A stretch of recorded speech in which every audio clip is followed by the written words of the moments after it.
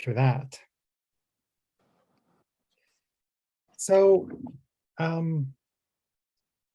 enthusiasm, as we're going to see, there's a couple of different flavors. One is, kind of, if we have too little enthusiasm, you can lose energy and not do tasks and delay and procrastinate. And the other side can be kind of frenetic busyness, or doing too many things and trying to kind of do this and that.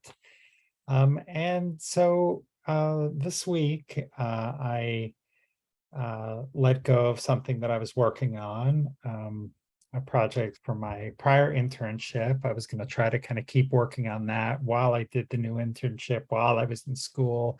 And I just realized it was going to be too much, and I was going to be spreading myself out too thin. So the question I thought I would start us out with is, what maybe could you let go of in your life that could maybe improve things? Wait, can you? What was that, Joanne?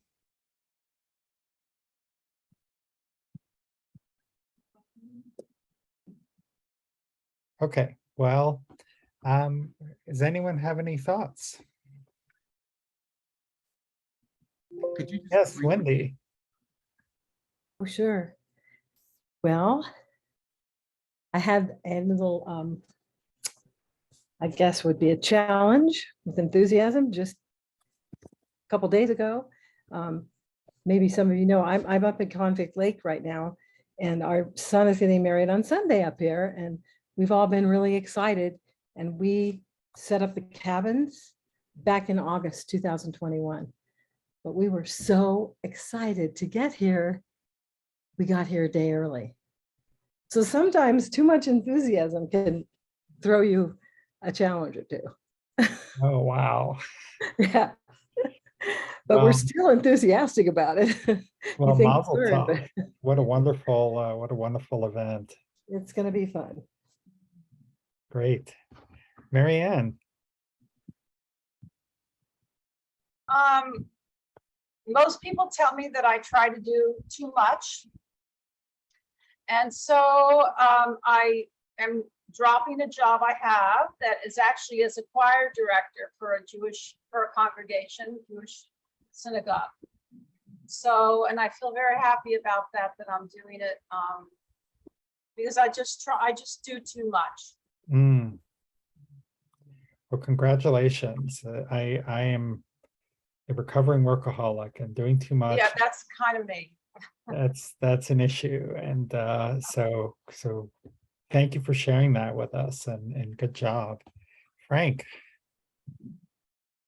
Let's see, when we started doing Mussar, we were really enthused, and we are continue to be enthused.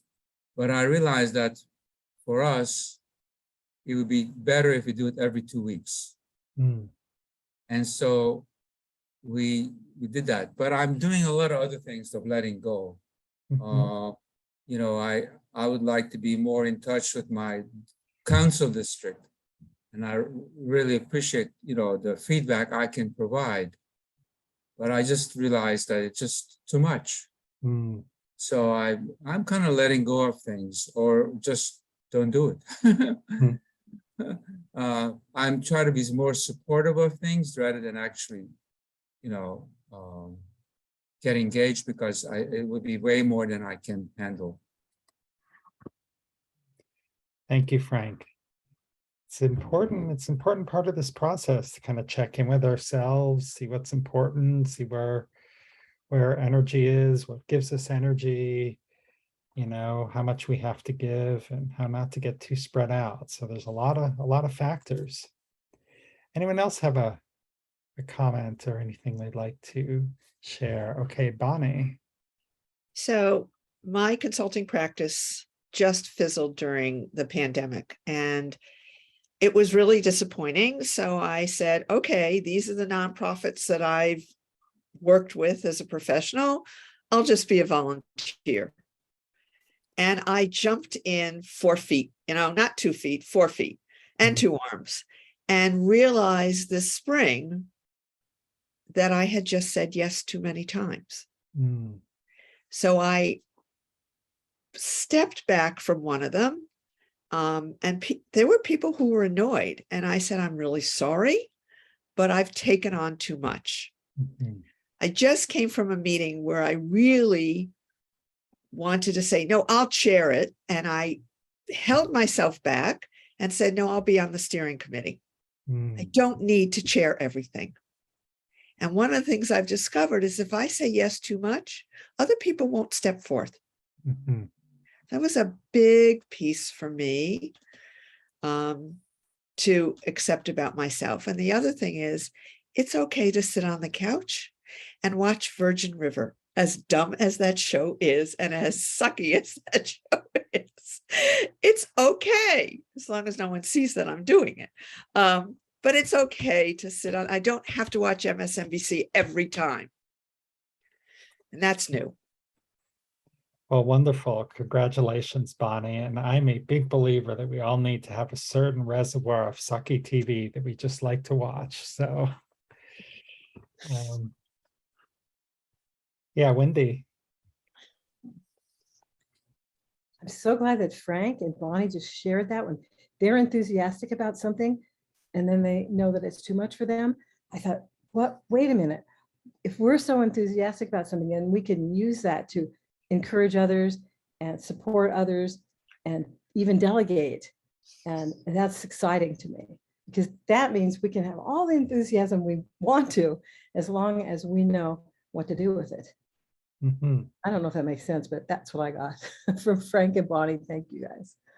Yeah, it does. And it also, what Bonnie was talking about, there's ways that it's interacting with other soul traits like humility and also honor. It's sort of like saying, hey, someone else is capable of leadership here. This doesn't all depend on me. I can trust that someone else is going to find a way to get this done. And that was part of the reason why it was hard for me to kind of let go of this thing.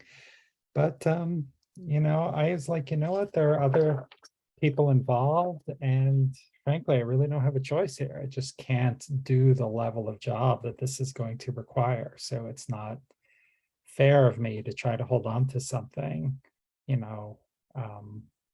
when I don't have time to do it justice. Anyone else? Any other thoughts? Yes, Stephanie. I feel like I could really benefit from letting go of trying to have the answers for everything, trying to make everything work, trying to feel like, I need to do X in order for Y to happen. And I mean, I just spend so much of my brain energy trying to figure things out. And it really goes along with patience because there's a lot of things that are going on right now in my life that, I have to be patient, and it's hard to have any enthusiasm because I'm trying to make things work out. I'm trying to have everything work out. I realize that some things may not work out. Some things may need to be pushed back, or some things may need to change. My job is in flux. I thought I was going to be doing still on Zoom, and now it turns out that they want me back to the classroom. I'm needing to adjust to that. I'm supposed to have eye surgery. I have to figure out, when they tell me I can't drive for 4 months, how I'm going to get, to school. I mean, there's so many things that change, and then when I thought I had it figured out, it's not. I have to start to refigure, regroup, and just try to figure it out somehow. Well, thank you, Stephanie. And we're listening with an open heart, and I totally hear you, and that's a great example of how we can interact with these traits. Anyone else? All right, well, let's take it a level deeper.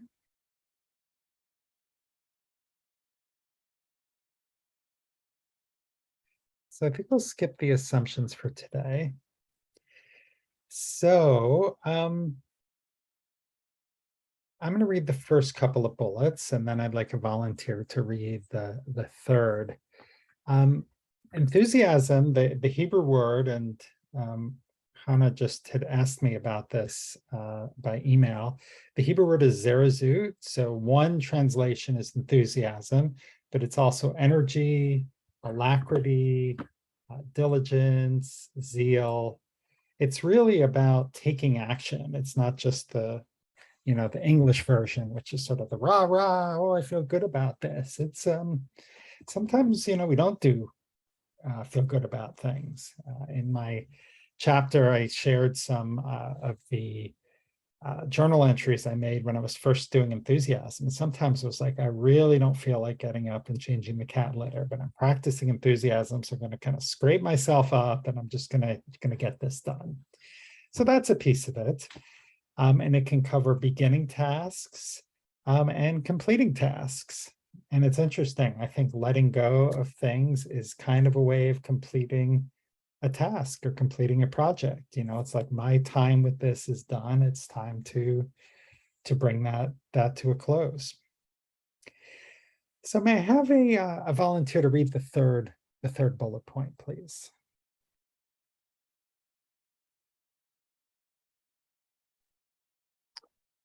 The trait of zeal is an ornament to the other traits and perfects all of them. And I'm not going to try and read that name because I will just butcher it. So I'll leave it there. Thank you. Sure. It's Orchot Sadikim. It means the ways of the righteous. It is a medieval Mussar book that almost certainly has a female author because it was written in Yiddish and not Hebrew. And the author made cooking analogies, which I don't think a male author is likely to do. So what does it mean to say that enthusiasm is an ornament to the other traits? What is that all about?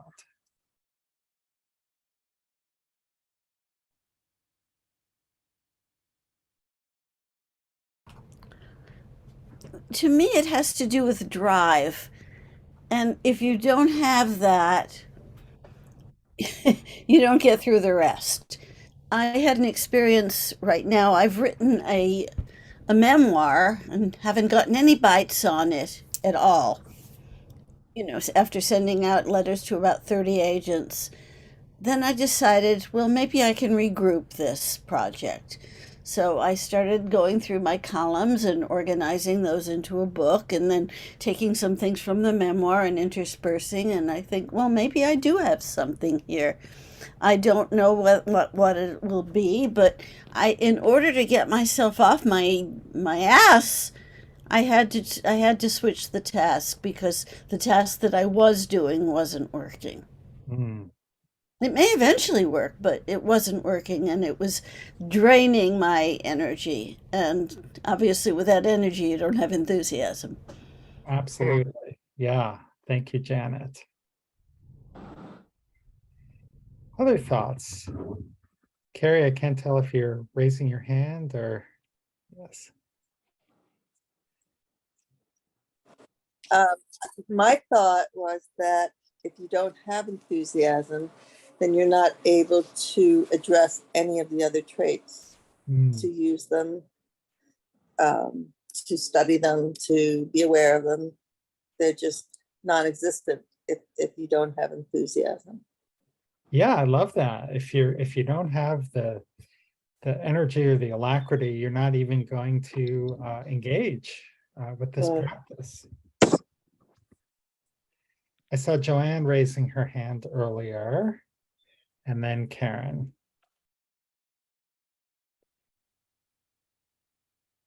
Joanne, I can't tell if you're driving or if you're frozen. All right, we'll come back to Joanne. We'll go to Karen now.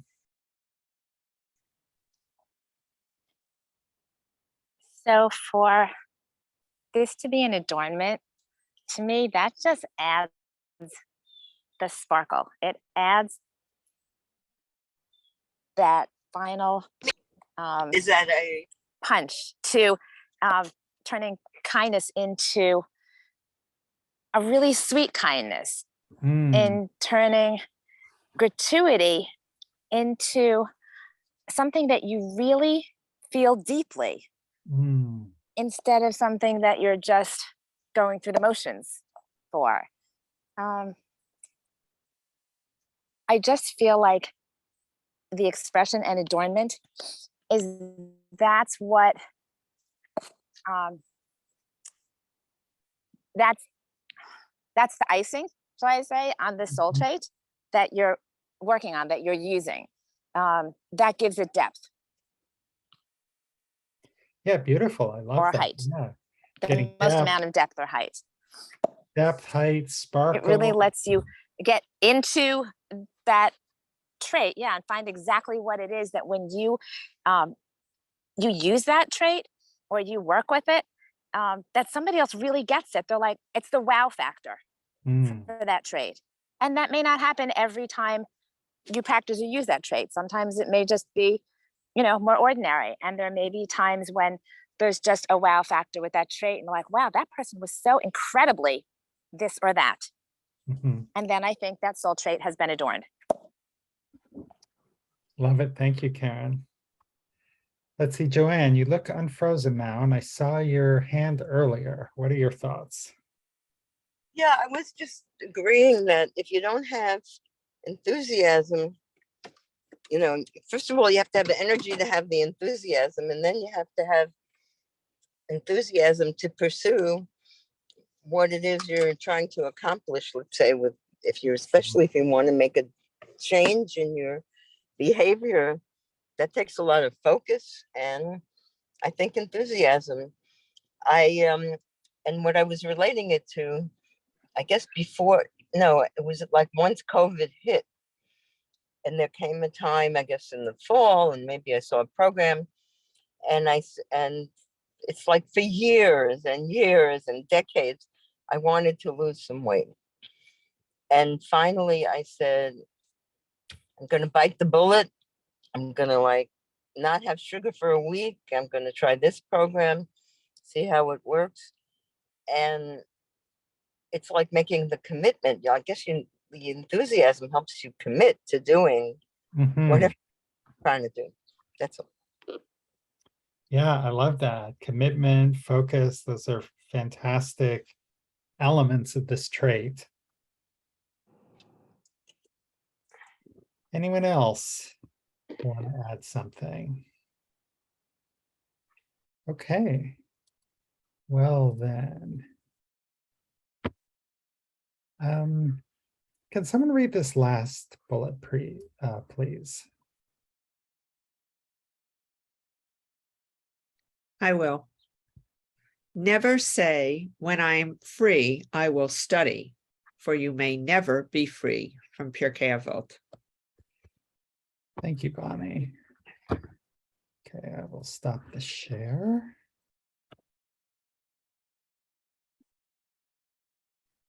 Okay, so love Pure Vote. So many little pithy sayings. So much of it is, is Mussar. It's definitely one of the earlier, but not the earliest examples of Mussar literature. So what is it teaching us here? What does this mean?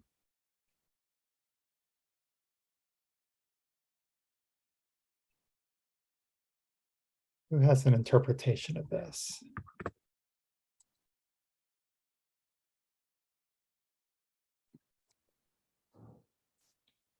Yeah, Bonnie.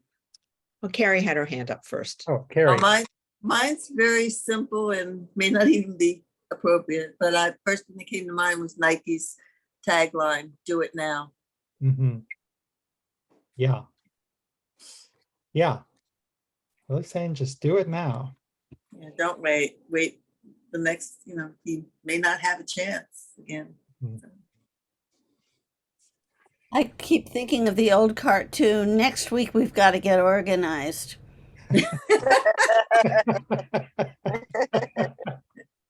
It's cute. Nice. But if not now, when? Or no? I'm Yeah. not- Yes, That's Mhm. correct. Yeah, okay. the Yes, whole Hillel statement, all 3 sentences. yeah. Mhm. Paul,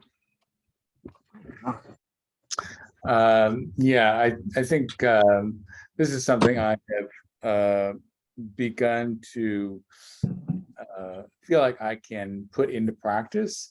And part of this is that I always felt like I didn't really know what I was doing. So whatever job I had, it was imposter syndrome. So I would really analyze the heck out of something until I felt like I had everything figured out. So the chance of me doing something wrong was very slight. And that sometimes meant that whatever I was working on was late, or the opportunity passed me by because I was really trying to make sure everything was perfect. And so I guess in the last few years, I've realized life is short. I'm getting older, and I'm starting to trust myself more and realize that I don't need to get it perfect. And really, the most important thing is just to start. As Carrie said, just do it. Just get started to doing it. Mhm. And I've always had this whole thing about writing of any kind, and it turns out my job now involves a whole bunch of writing. So I've had to learn how to just write something, come back to it, fill it out, do more, and live more by that policy, or that ethos of don't wait. Mhm. There's not a perfect time for this to happen. If you have an idea, just jot it down and move on. And just keep moving. So that's what it means to me. Thank you. Thank you, Paul. So we have Bonnie and then Karen. So my friends and my kids all say that I'm OCD, and I will accept it. I like my house to be in order. I like everything to be put away. My friends who are on the Zoom right now are laughing at me. But my desk is the bane of my existence. And it's not that it's piled to the ceiling, but everything has a place. I have to say, usually every 2 nights, you can't go to bed until the desk is cleaned up, because I will get up in the middle of the night Mm. to just put those things away. And it's not enthusiasm. It's just getting my ass in gear. Mm. Well, I'm this not is enthusiastic, but I'll get it done. Yeah, I think we need to be careful not to let the one English translation encompass too much of this, because there is a piece of this where it is just like getting it done, getting your ass in gear. You don't have to like it, but you do need to do it sometimes. And it's better if you like it, but that's not, this is definitely not just, well, I need to be rah about everything. Karen. So this has me thinking about just show up and the rest will happen. And I do yoga class, and the person who teaches it says often the hardest part is just showing up, like get here and get ready. And so maybe and it's not always enthusiasm, because you're right, the Jewish word has a lot of English synonyms, translations. There could be some alacrity there. It's about when you show up, you don't have to be really enthusiastic, but you're ready. Like you get there and you're getting ready. And maybe enthusiasm or something similar follows. But you need to just show up. You need to get there. You need to get ready. And the other part for me, and that I've shared a lot with my kids because they tend to be perfectionists. Yeah, I wonder where they got that from. Good enough. And there are a lot of stories about good enough. And sometimes, not all the time, sometimes good enough is just good enough. Sometimes there's something that you really want to perfect, and there's nothing wrong with aiming for that. But I think it's exhausting to have to do that all the time. Yeah. When I fell short, I learned that good enough is not just an acceptable phrase. It needed to become a really important part of my life. Yeah, That's a savior Mm. kind of phrase. thank you. Thank you, Karen. Those are two really important points. Like, we don't want to put so much energy into something that it has to be perfect. And yeah, let's see what Janet has to add.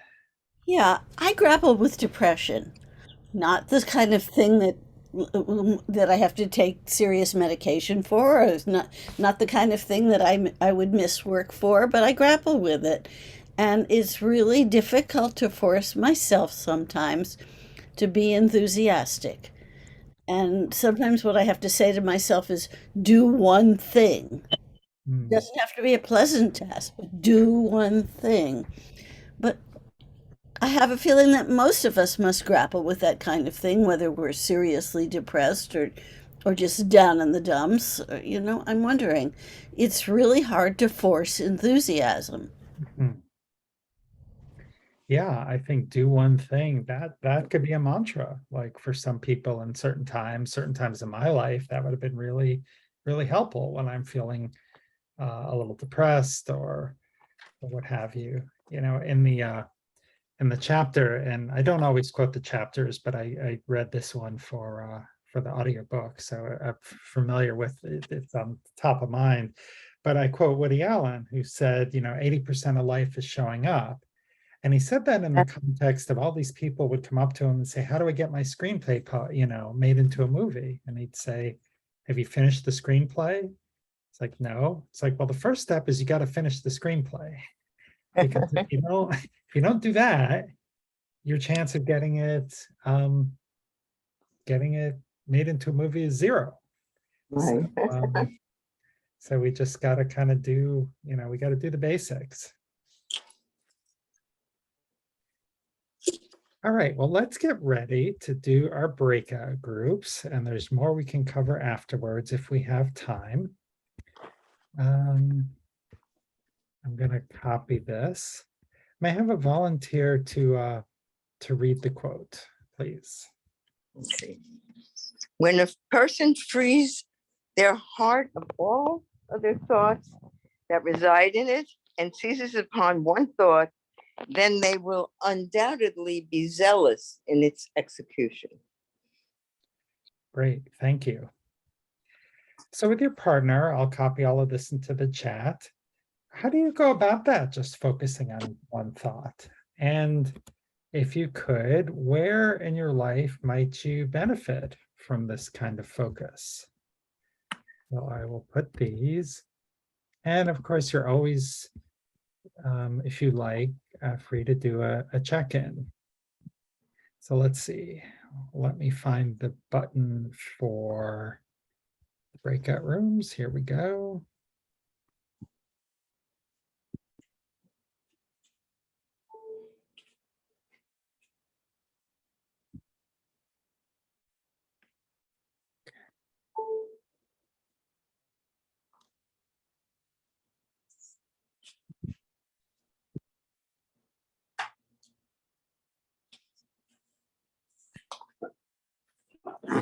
Okay, so the rooms are open. So please click on join room.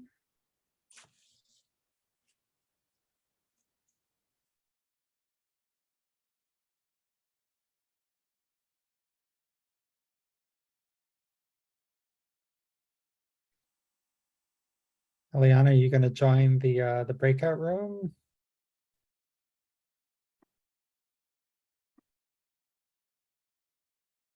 All right, let's see.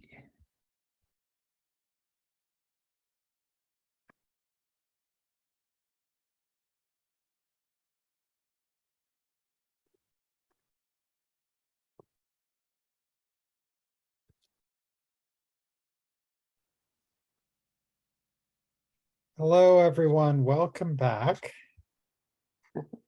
So, how do we, I would love to hear some wisdom from the group. How do we focus our minds on just one thing?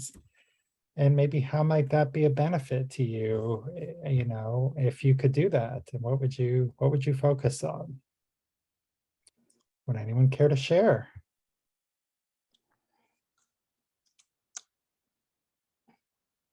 Well, I think we were talking about, how the Mussar group has helped us and having it on Zoom and having this group that meets every week, Hmm, and I think I used to not be as enthusiastic about things as I am now, or I'd be nervous and uptight. I don't know.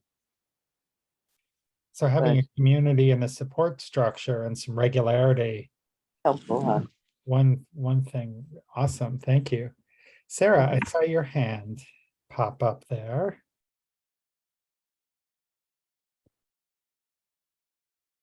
If you could remember to unmute, please.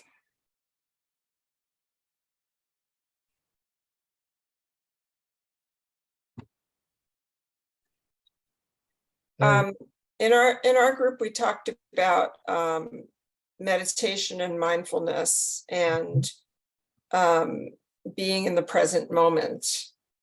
And when you do that, you don't have a lot of other thoughts and things running through your mind, and you're able to focus. So I think for me, the practice of meditation and and it can be in many different kinds of formats, it can be walking or exercising or gardening. Mhm. When you're focused on one thing, Mhm. it is I'm more likely to be enthusiastic than, in fear or whatever. Yeah. Thank you, Sarah. Some great ideas. Meditation, treating gardening as a practice, etc. Okay, so I see Frank and I see Karen. Yeah, I had a session with Hannah, and I like the word she used, and it was used just before, mindfulness. And I shared about that our car was totaled 5 weeks ago, and we still don't have a car, and we're a one-car family, and so guess what? We don't have access to a car for 5 weeks, and we just we don't drive a lot, and I get around by bicycle and walking, and sometimes the bus, but we need a car. But there's Yeah. other things going on in our lives, and focusing is hard. And I think meditation is really helpful also, because when we meditate, we usually kind of can help us with mindfulness. And Hannah also kind of shared with me her work with the homeless, about how to focus on them and get some traction in terms of getting someplace. So the idea is that there may be a lot of things important, but we have to really take one thing at a time and focus on it so that we can feel good about making some headway. Like, actually, we're going to actually drive a car tomorrow and see if it serves us. Well, I hope it does. Thank you, Frank. So Karen, and then Carrie.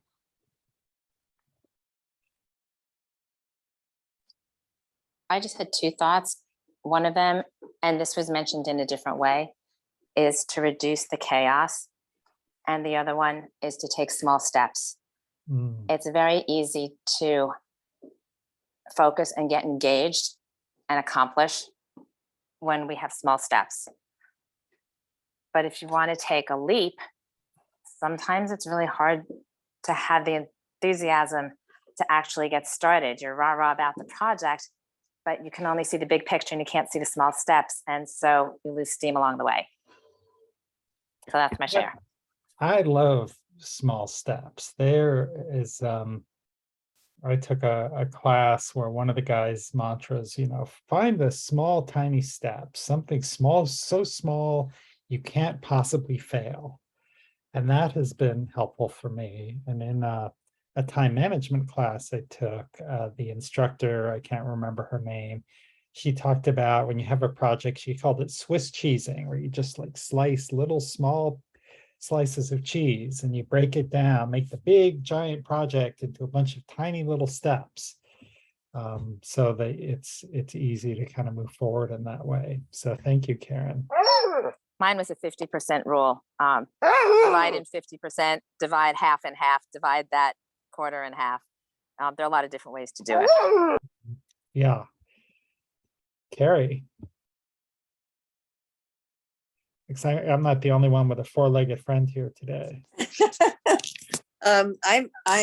I do the mindfulness, the meditation. I'm also ADHD. So when I have to do something like I'm installing a show on Sunday, I have to frame like 20 pieces of artwork and I just got totally overwhelmed. And then I just broke it down into little steps. Take one picture, one mat, one frame, put it together, repeat. But I found when I'm with my grandchildren, I can tend to get lost in all kinds of thoughts. My to-do list goes through my head, all kinds of other things, and I'm not focusing on them, and I'm missing out on being present. So that is one of the things I'm really trying to do now is be present with the people, whether it's grandchildren or anybody else, be present with those people that I'm with and push out the other stuff so that I can enjoy or just be there, not be a ghost in the room or something. So that's hard. But being ADHD, you have to come up with all kinds of tricks to get things done. And it's interesting. Thank you. Thank you, Carrie. Thank you for sharing that. Yes, Hannah. Yeah, something what Bonnie was saying, I think it was Bonnie about community and just thinking one of the things that has helped was thinking, if I'm struggling with this, I'm probably not the only one.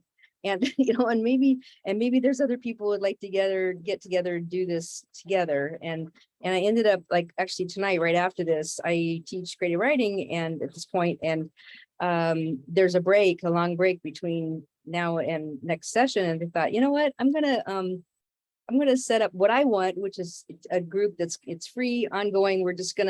People are invited to come and write together. That's how we're doing. Maybe we're saying, chit chat a little bit at the end, but because I've got homework, I'm taking a class myself. And this week I really was just, procrastinating the hell out of it. So that's, and it's nice because it's a win-win because it turned out, yes, there were other people amongst my former students who would like to, meet and just use the email as a prompt. So. I love it. Yeah. Finding other people to share the journey with. I mean, that's why we're here. We're on a journey together, and whether it's a writing journey, whatever it may be, that does kind of help, to help us because I fundamentally believe that we're stronger together. Let's see, anyone else have something they would like to share? Well, I have one more quote because I'm always happy to hear from you, but this one I think also fits another piece which we haven't covered as much. So I put it in the chat. The mitzvah is only ascribed to one who completes it, from Genesis Rabbah. So what is this teaching? Do you agree, disagree? What do you think this means? Yeah, Joanne. There's another, if it's a specific mitzvah, like visiting somebody who's sick or calling somebody or helping someone with something, or I don't know, making kiddush for Shabbos or, something specific. Okay, but you know, there's another quote that's like you don't have to complete the work, but you have to do your part. You know, I Mhm. forget how that goes. It might also be from Pirkei Avos. You know, so Yeah, that was from Rabbi Tarfon. It's not incumbent on us to complete the work, but we don't have to, but we're not free to desist from trying. I'm trying. We have to at least try Yeah. and do. So as with most Jewish things, there's more than one answer and there's a lot of nuance. So for this piece about completing, because on the one hand, there is a teaching about, you know, the mitzvah is ascribed to one who completes it. So what else is, you know, what's going on with that? Yeah, Frank.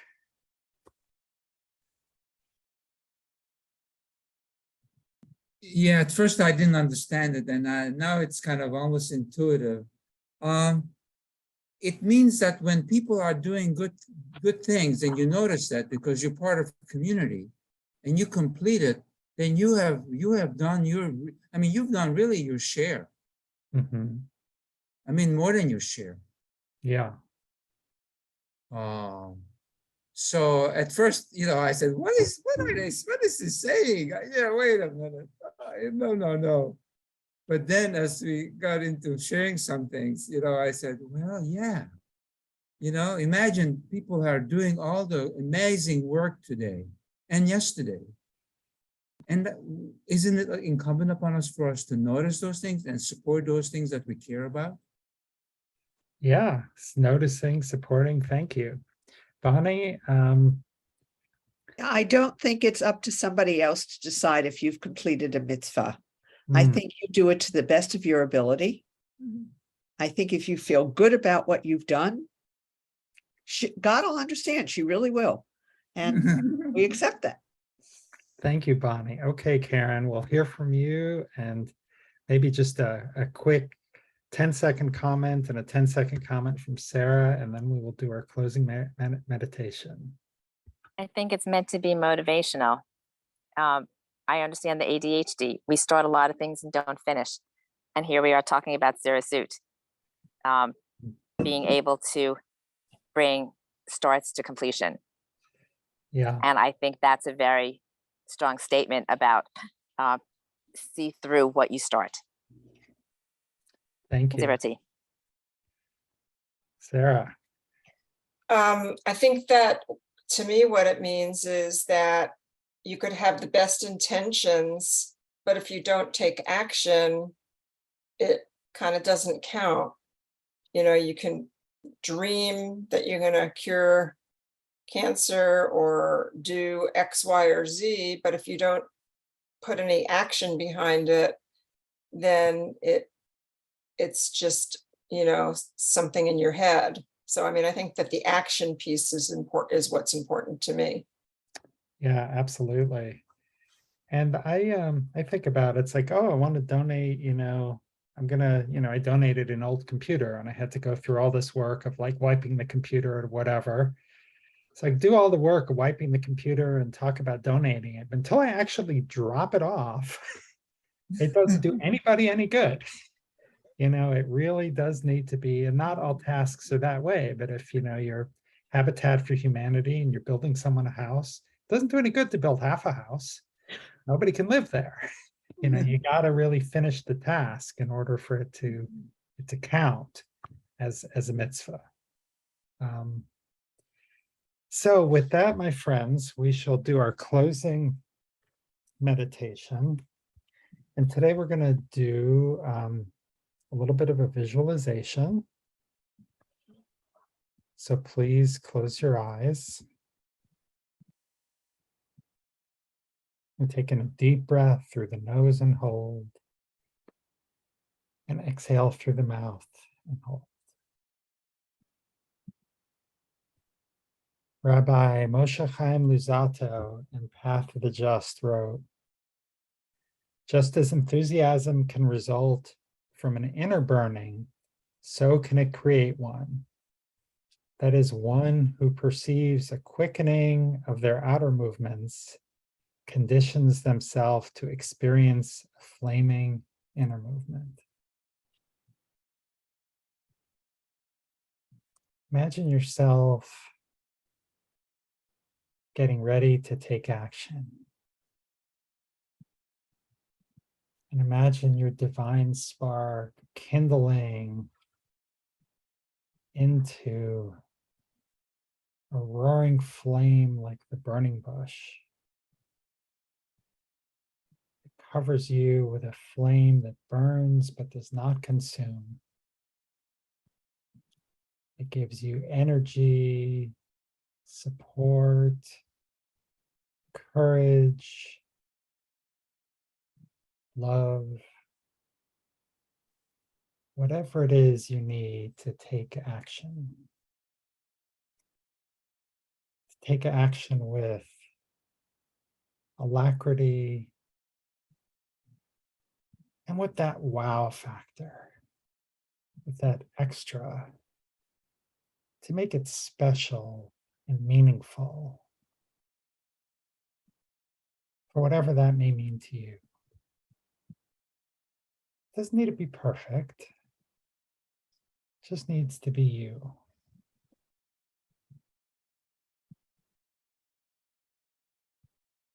Now allow that image to fade.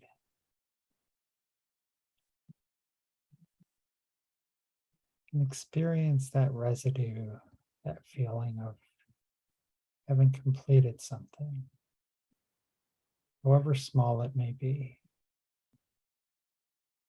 That satisfaction of a job well done.